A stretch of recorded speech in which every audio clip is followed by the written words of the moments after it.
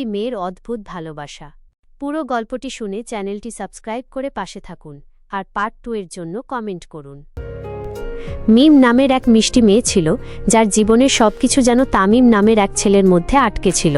Class 8 থেকে একই স্কুলে পড়ে তারা, কিন্তু তামিম যেন মিমকে চোখেও দেখতে পেত না। মিম যতবারই তার সাথে কথা বলার চেষ্টা করত, তামিম ততবারই তাকে এড়িয়ে যেত।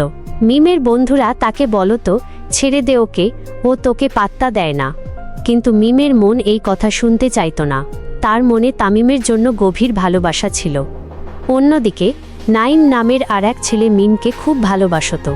তার ভালোবাসা ছিল গভীর, নিঃস্বার্থ। প্রতিদিন সে মিমের টিফিনের সময় তার দিকে তাকিয়ে থাকত। মিমের মুখটা একটু হাসি দেখলে তার দিনটা ভালো যেত। নাইম সবসময় মিমের পাশে থাকতে চাইত, কিন্তু মিম তা বুঝতেও পারত না।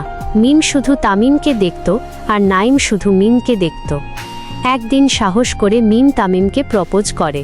টিফিনের সময় সে তামিমকে একটা চিঠি দেয়। চিঠিতে সে তার ভালোবাসার কথা লিখে। তামিম চিঠিটা পড়ে মিমের দিকে তাকায়, তারপর হাসে আর মিমকে বলে, তুমি একটা বোকা। এই কথা বলে সে চিঠিটা ছিঁড়ে ডাস্টবিনে ফেলে দেয় আর সেখান থেকে চলে যায়। মিম স্তব্ধ হয়ে দাঁড়িয়ে থাকে। তার চোখ থেকে অজান্তে জল পড়তে থাকে। মিম যখন কাঁদছিল তখন নাইম সেখানে আসে। সে মিমকে কাঁদতে দেখে তার কাছে যায়।